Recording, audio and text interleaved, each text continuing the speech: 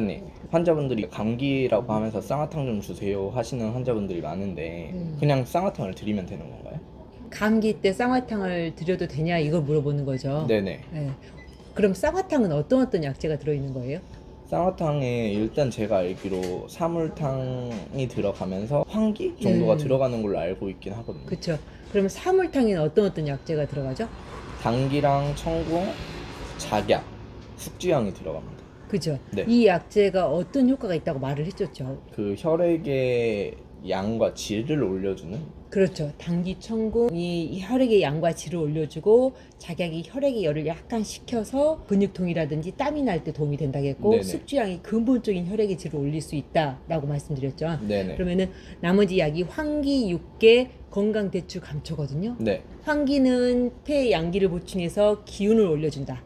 네. 육계는 하체의 양기를 올려서 근본적으로 혈액의 질을 만들어주는 부신의 기능을 올려준다. 네. 건강 대추, 감초는 위장의 기능을 올려준다. 네. 화물탁이라는 혈액의 질을 올려주는 제제와 그리고 기를 보호하는 황기, 육계가 들어있고 위장을 보호하는 성분이 들어있네요. 네. 이 약이 어디에 쓸 수 있을 것 같아요? 뭔가 피로회복에 느낌이죠. 네네. 육체가 너무 과로를 해서 너무 힘들어. 그랬을 때 이 혈액의 질을 올려주는 사물탕이 들어가는 것이고, 네.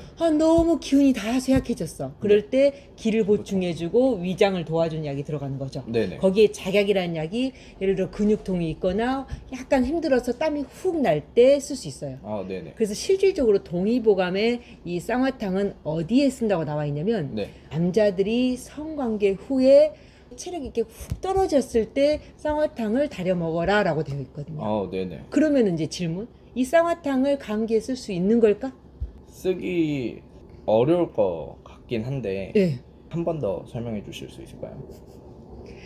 우리가 감기의 쌍화탕은 이럴 때는 쓸 수 있어요. 예를 들어 몸이 뭔가 찌뿌둥하고 약간 추운 듯해. 네. 아직 열은 없어. 네. 그 정도에는 쓸 수 있어. 네. 근데 예를 들어 춥고 으실으실한데 몸이 막 찌뿌둥하고 열이 약간 오르는 듯 머리가 아파 띵해지려고 해. 네. 그러면 이미 찬 냉기가 들어와서 약간 열이 동하고 있는, 즉 저항열이 발생하고 있는 때거든요. 네네. 이때는 쓰면 안 돼요.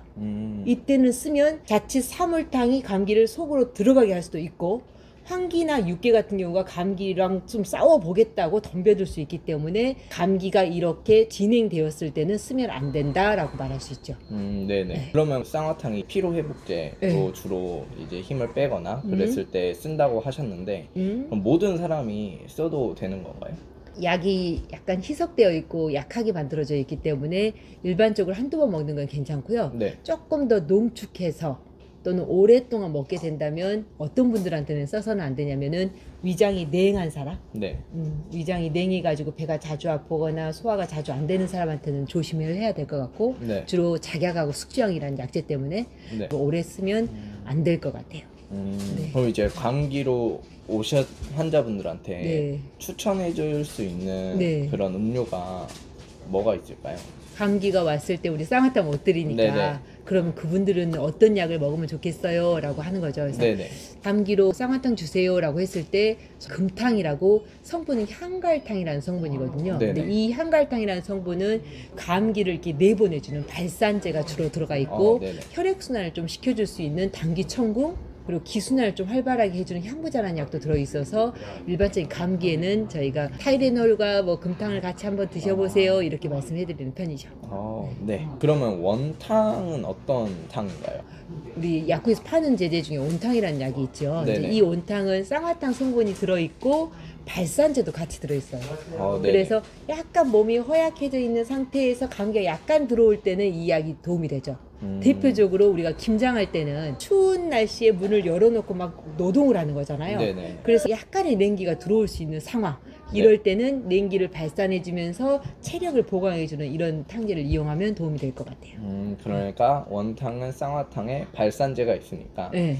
그럴 때 만약 쌍화탕을 찾으신다면 그 원탕을 드릴 수 있겠다 이 말씀이신 그렇죠. 거죠? 감기가 약할 때 또는 김장처럼 특별하게 감기 증상은 없고 약간 추운 데에서 일을 해서 좀 체력도 소모되고 약간의 냉기가 들어왔을 수 있는 상황에서는 쌍화탕보다는 온탕을 줄 수 있겠다, 이런 정도. 네. 마지막으로 있는 게 생강 상황인 것 같은데 저희 네. 약국에 네네. 그거는 어떤 차이가 생강만 더 들어간 건가요? 네네, 생강만 더 진하게 들여가지고 그 맛이 조금 진하고 좋죠. 그러니까 일반적인 쌍화탕보다는 좀 더 진한 것 같고 네. 생강이 들어가 있어서 생강이 약간 이 감기에 발산 효과가 조금은 있잖아요. 네네. 그래서 아마 생강을 좀 더 강화한 것 같은데 의외로 또 그 생강이 강하기 때문에 위가 또 쓰린 사람한테는 조금 더 부담이 될 수 있을 것 같아요. 그때는 조심하면 좋을 것 같아요. 네. 그럼 이제 오늘 배웠던 걸 좀 정리를 해보게요. 네. 쌍화탕은 어떤 약초가 들어있다고? 사물탕, 기를 올려주는 황기 6개, 소화를 도와주는 건강, 대추, 감초. 자, 그래서 이 쌍화탕이라는 처방은 누구에겐 도움이 될 수 있다고? 이제 육체적인 피로로 인해서 열이 약간 나는 그런 환자분들에게 네. 도움이 될 수 있다. 특히 남자들이 관계 후에 너무 체력이 고갈됐을 때 쓸 수 있는 처방으로 되어 있다. 네. 자, 그럼 누구에게는 쓰면 안 된다고? 소화력이 안 좋으신 분들. 소화력이 안 좋거나 아니면 배가 차서 부글부글 좀 끓으시는 분들 쓰면 좀 안 된다. 네. 감기로 왔을 때는 어떤 약국 제재를 드릴 수 있을 것 같다고? 금탕을 드릴 수도 있을 것 같고, 감기를 안전히 내보낼 네, 때, 발산을 시킬 때, 또는 혹은 원탕. 온탕은 어떤 약이라고? 원탕은 쌍화탕에 발산을 해주는 걸 같이 있어서 약간의 체력 저하와 김장 같은 걸 할 때 좀 추운 데에서 노동을 할 때 약간의 냉기가 들어있을 때 온탕은 체력을 넣어주면서 약간의 냉기를 내보내주는, 김장할 때는 사실 온탕 효과가 제일 좋을 것 같아요. 그렇죠? 네. 생강쌍화는 생강이 추가로 들어가서 약간의 발산의 효과도 있지만 그걸로 인해서 속이 안 좋으실 수도 있으니까 위장이 약하신 분들한테는 좀 조심히 써야 한다. 네. 그렇지만 진한 거 드시고 싶으실 때는 생강쌍화탕을 드릴 수 있다. 네. 네, 오늘 저의 이야기가 약초와 한약 처방을 현명하게 사용하는 데 도움이 되는 내용이 되었길 바라며 그럼 다음 시간까지 안녕히 계세요.